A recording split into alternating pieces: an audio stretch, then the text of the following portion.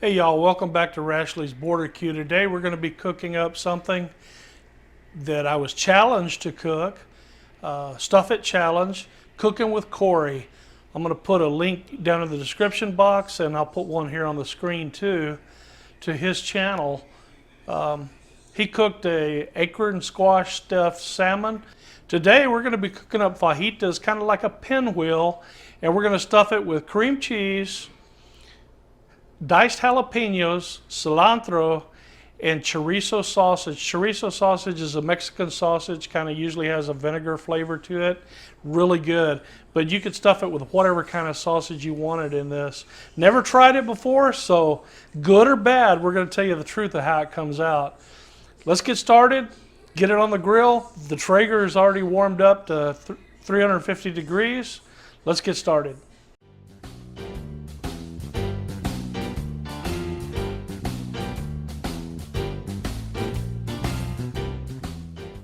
This is the sausage we're going to be using today. Comes with kind of a link. Chorizo de San Manuel is the brand, and really good sausage. So I'm going to get it out of the link, put it in a frying pan, and brown it off. Get it pretty much done so it doesn't have to actually cook inside the pinwheel. It'll already be cooked. It's just going to add flavor to it. Get it out of the package. We're just going to slice open the casing.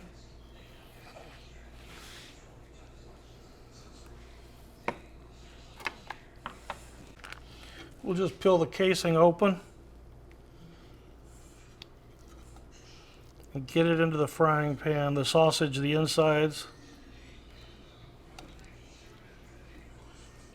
I like to use this handy dandy tool here for chopping it up.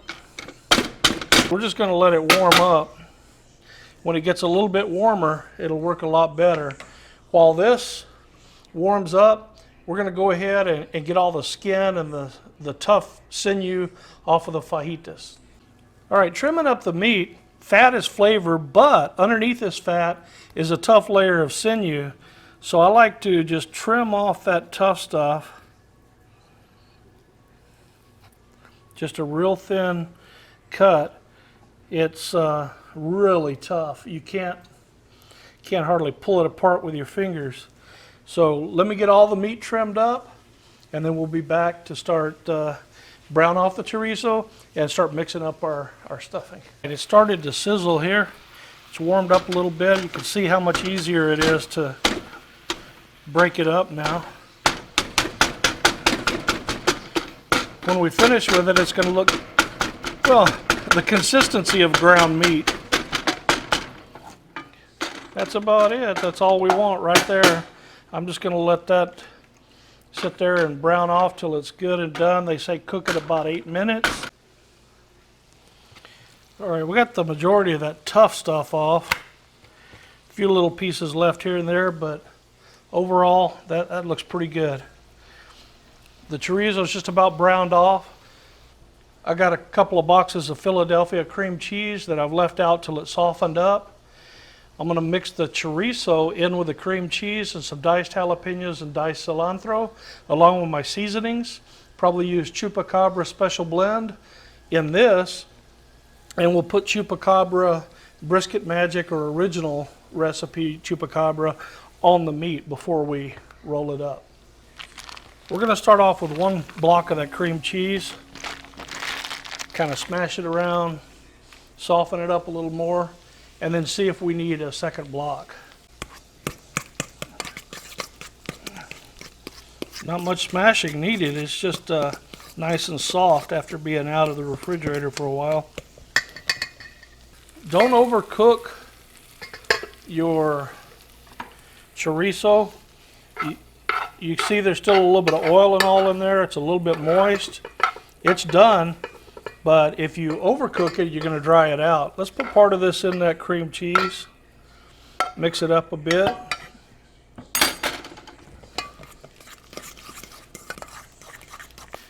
Let the flavors meld for a bit in that, and we're going to dice up some jalapenos. If you're sensitive to jalapenos, I would recommend wearing some rubber gloves when you cut it up. It doesn't bother me a lot. I'm gonna use a spoon and just scoop out the seeds. Done. We're gonna dice this up. We're gonna make a couple of pinwheels with it and some pinwheels without it because my wife doesn't like really hot food. So if this does turn out to be a really good recipe, I want some of it to be where she can eat it also. Jalapenos are take it or leave it. You don't have to put them in the recipe. I've never made it before, so we may not even like the jalapenos in it. We'll see.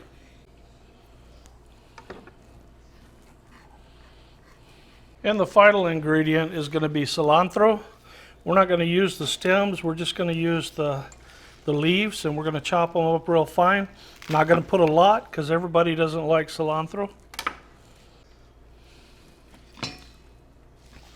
Just kind of gather them up best you can and cut them up. Good enough. We'll just toss those in with our mixture.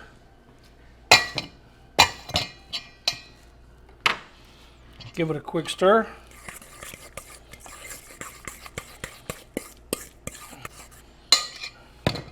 We'll just sprinkle the jalapenos on top of the fajitas whenever we put the mixture on it. That way we don't get it mixed into all of what we have ready to go on the meat. One little trick, because seasonings tend, the heaviest particles settle to the bottom during shipping and whatever. So I like to kind of shake it around a little bit, get it mixed up. It doesn't work as well with a full bottle as it does when you've got about a half a bottle. You can see the difference here. This is the special blend, and this is the Chupacabra regular, about a half, and you can really get it all mixed up really well. This is going to go on the meat. We're going to put the special blend into the stuffing mixture.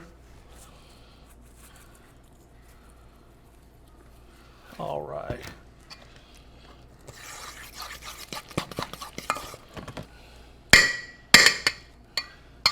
All right, let me give that a taste. Oh man, that's good. I think we're going to have enough for this experiment without using the second block of cheese. Go ahead and put some seasoning on both sides of the meat. Not too liberal because we put a good bit of seasoning into the mixture that's going to be our stuffing.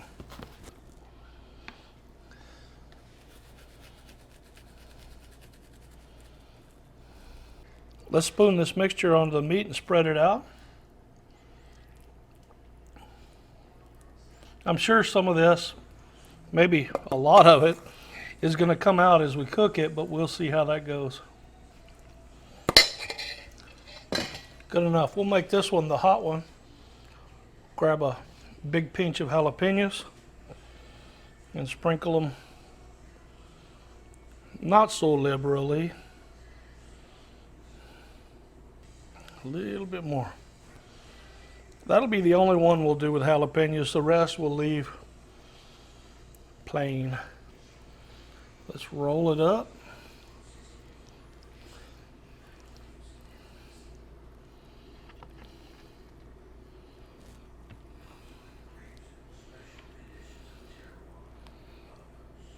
Pin it. There we go. Looks like it's going to be kind of a mess, but it's going to be an interesting mess. Hopefully it's tasty.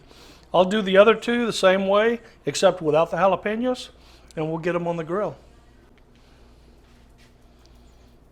There we go. 3 ready to go. Let's get them outside on the grill. Get it done. Today we're going to be cooking on the trusty old Traeger. Got a little issue with the odor, so thank goodness I had a backup.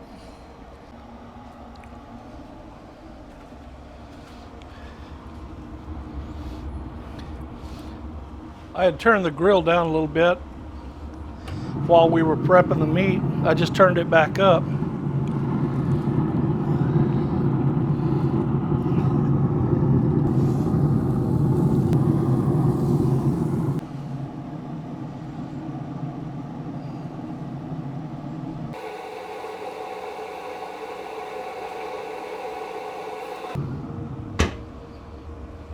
We'll let them go for a while and then we'll come check on them. I have no idea how long it'll take, so I'll let you know how long it did take when they're done. Okay, it's been 42 minutes.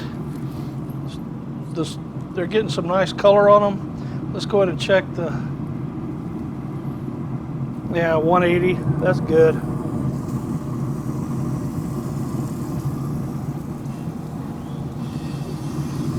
They're both up to 180 now. We'll go ahead and get a pan and pick them up. Looking underneath them, there's a lot less cheese than I thought there would be that leaked out of them.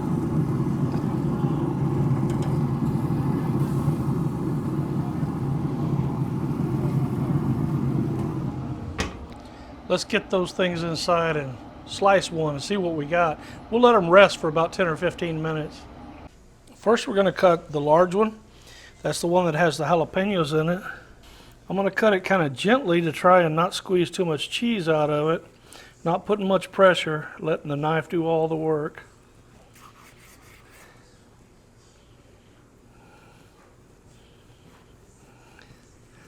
It's cutting pretty well.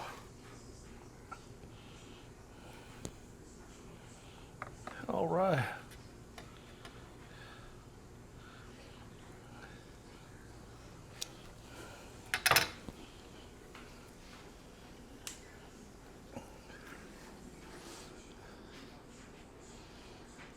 Get a close-up look at that.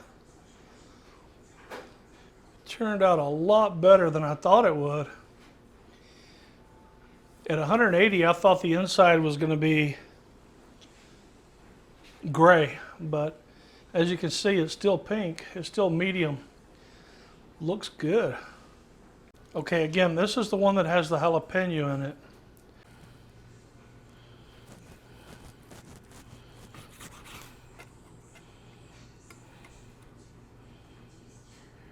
Oh yeah.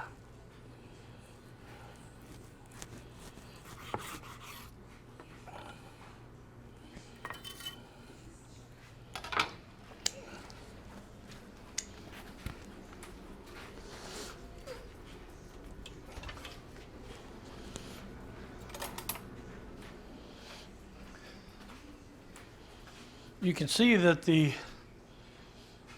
smaller one is a little more well done, maybe a little medium well.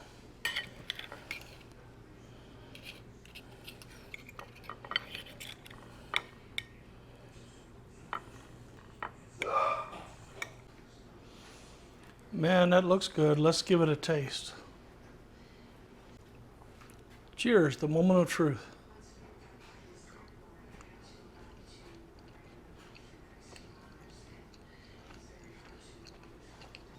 When I mixed up the seasoning in the cream cheese along with the chorizo, I thought it was going to be too salty. But after it cooks, and with the meat taking away some of the saltiness, it is just right. That is awesome. One more try.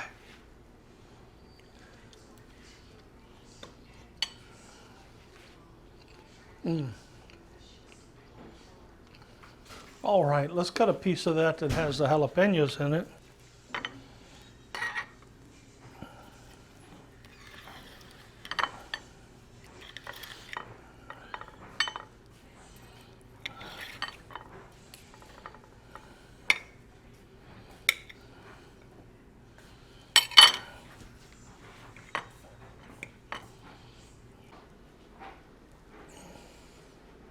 This is the mix that had the jalapeno in it.